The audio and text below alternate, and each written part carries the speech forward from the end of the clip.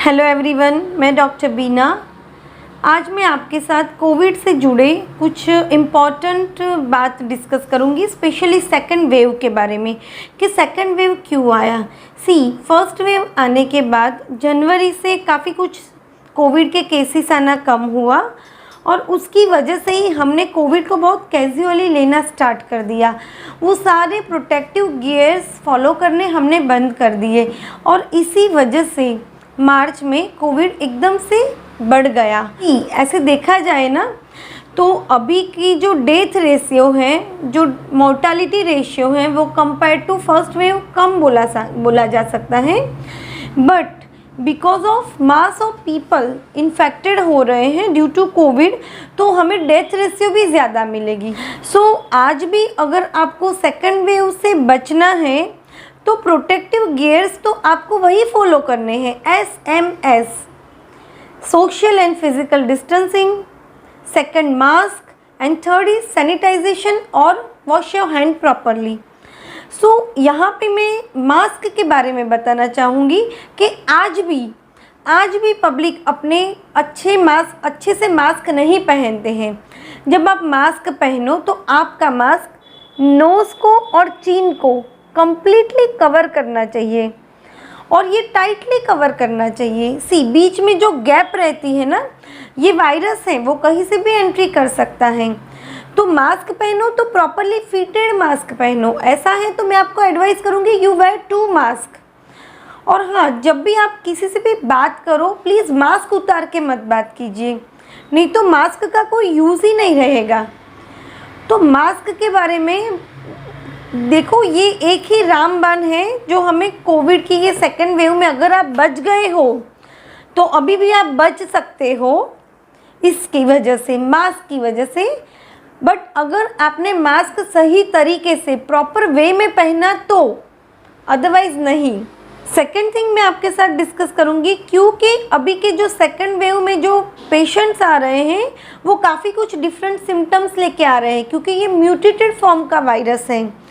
तो पेशेंट्स को हेडेक भी आ रहा है, बॉडी एक वाले पेशेंट भी पॉजिटिव आ रहे हैं, गैस्ट्रिक कंप्लेन लेके आ रहे हैं वो भी पॉजिटिव आ रहे हैं, अरे सिर्फ बैक एक वाले पेशेंट भी पॉजिटिव आ रहे हैं।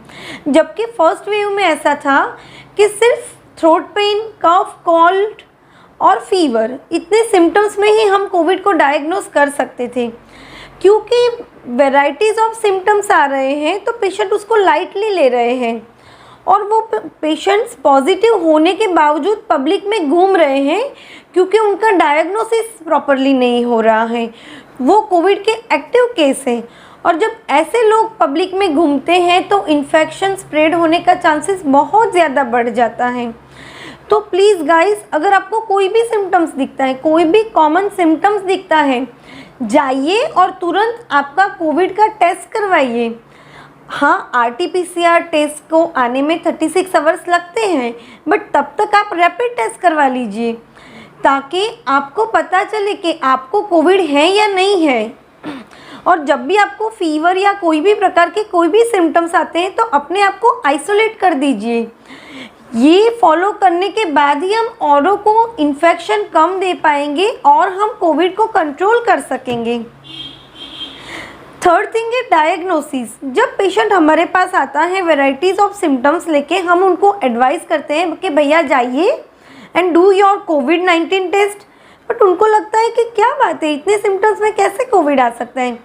देखिए, अभी ऐसा माहौल है कि एक भी सिम्टम्स को हम अंडर एस्टिमेट नहीं कर सकते हैं, तो डायग्नोसिस होना भी बहुत इम्पॉर्टेंट है।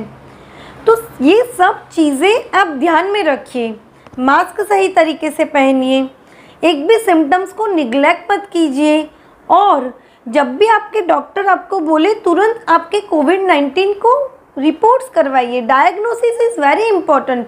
जितना अर्ली आपका डायग्नोसिस होगा उतने अर्ली आपका ट्रीटमेंट स्टार्ट होगा और उतने अर्ली आप रिकवर होगे।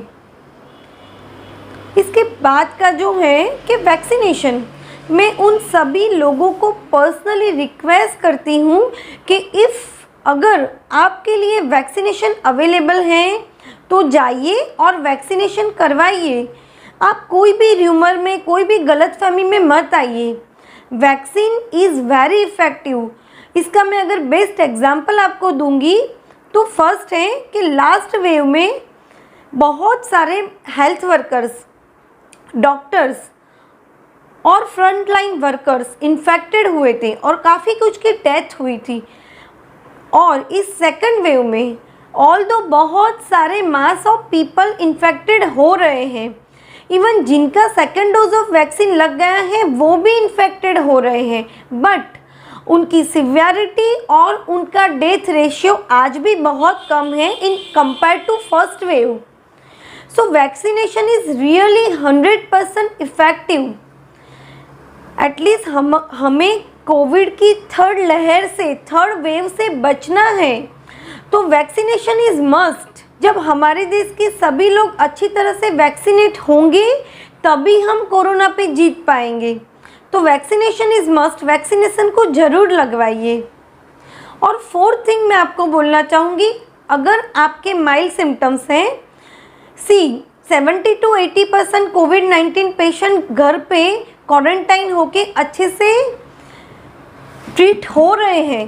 सबको पता है, सबने बीमा या इंश्योरेंस लिया हुआ है, बट इसका मतलब ये नहीं है कि आपको माइल्ड सिम्टम्स है तो भी आप हॉस्पिटल में जाके एडमिट हो जाइए, क्योंकि इसकी वजह से जिनको जेन्युइनली हॉस्पिटल्स की ज़रूरत है उनके लिए आज बेड, ऑक्सीजन और वेंटिलेटर नहीं अवेलेबल हैं। तो अगर आपका कोविड-19 घर में रह के ही होम क्वारंटाइन से, अच्छी मेडिसिन से, प्रॉपर केयर से कवर हो रहा है तो उसको ज़रूर घर पे ही मैनेज कीजिए। ये सारी चीज़ें जैसे कि हमें प्रोटेक्टिव गियर्स, हैंड सैनिटाइजेशन या फिर हैंड वॉश, मास्क और सोशल डिस्टेंसिंग को फॉलो करना है।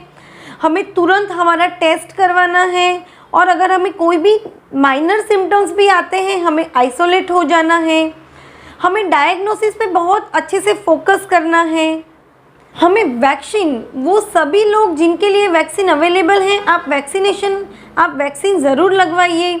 और अभी तो गवर्नमेंट ने भी बोल दिया कि फर्स्ट में से 18 अबव सभी लोग वैक्सीन ले सकते हैं, तो आप सब ज़रूर वैक्सीन लगवाइए। और अगर आपके सिम्टम्स होम क्वारंटाइन से क्लियर हो रहे हैं, रिकवर हो रहे हैं, तो प्लीज़ पैनिक मत होइए, हॉस्पिटल में जाने की कोई ज़रूरत नहीं है। 80% cases is cure by home quarantine. सहयोग दीजिए और प्लीज़ जब तक ये सेकेंड वेव कंट्रोल नहीं होती है आप सब आपका बहुत अच्छे से ख्याल रखिए, सारे प्रोटोकॉल फॉलो कीजिए। Get well soon. आप आपका और आपकी फैमिली मेम्बर्स का बहुत अच्छे से ख्याल रखिए। Thank you.